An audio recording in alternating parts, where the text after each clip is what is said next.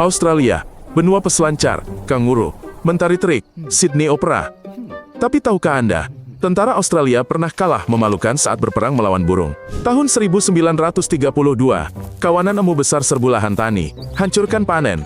Pemerintah kirim tentara bersenjata. Terlihat mudah, namun burung lebih cerdik. Mereka pecah kelompok, lari zigzag hingga 50 km per jam, melelahkan para prajurit.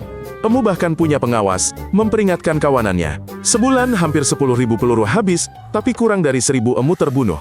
Operasi ini ditertawakan pers dunia. Di Australia, hewan lambang negara bisa jadi menu makanan. Kanguru dan emu, lambang utama negara, di sini sepenuhnya bisa dimakan. Dagingnya dijual di toko, steak dimasak di restoran, dan telur emu jadi omelet. Hewan-hewan itu banyak, penangkapan terkontrol membantu petani. Ada juga hidangan lambang, yaitu pizza dengan daging kanguru dan emu.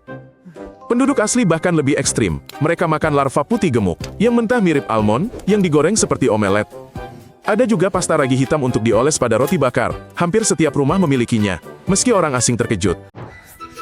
Di gurun Australia Selatan, ada sebuah kota di mana orang-orang tinggal di bawah tanah, menghindari panas 50 derajat. Seabad yang lalu, penambang opal mulai mengukir tempat tinggal di batu. Kini di bawah tanah ada kamar tidur, hotel, toko, bahkan gereja dengan jendela kaca patri. Suhu stabil sekitar 23 derajat, AC tidak diperlukan. Di permukaan, kehidupan terhenti di siang hari, terik, debu, dan kekosongan. Namanya berarti, lubang orang kulit putih. Rumah bawah tanah melindungi tidak hanya dari panas, tetapi juga dari badai pasir. Pedalaman Australia indah menawan, tapi juga sangat mengganggu. Lalat berkerumun menyerbu wajah, masuk mata, hidung, mulut. Penduduk sampai terus mengibas tangan. Saat musim semi, mulai menyerang pesepeda dari udara. Mereka mengenali wajah dan kembali terus. Kontrol pabean ketat sekali. Lupa apel di tas, denda ribuan dolar menanti. Warga lokal fanatik melindungi alam dari spesies asing. Inilah Australia, pantai bak surga. Tapi hadapi dulu lalat dan burung ganas. Humor Australia paling kentara di festival gila mereka. Lebih setengah abad, mereka gelar regata perahu kaleng bir.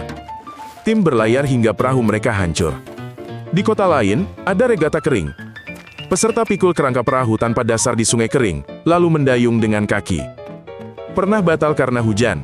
Air muncul, lelucon jadi nyata. Warga lokal ubah gurun jadi panggung kesenangan. Ini kumpulkan dana amal dan tarik ribuan turis.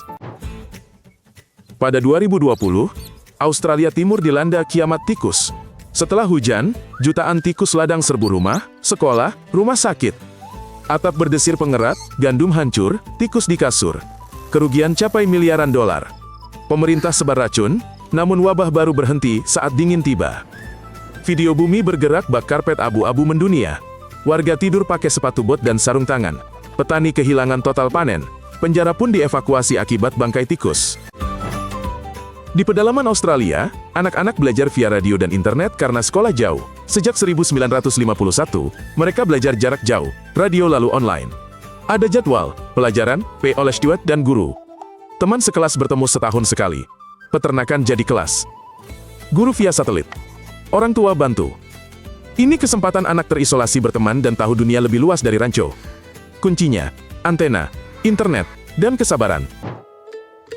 Australia membangun pagar terpanjang di dunia untuk mengendalikan alam. Pagar anjing liar membentang lebih dari 5.500 km, melebihi tembok besar Tiongkok.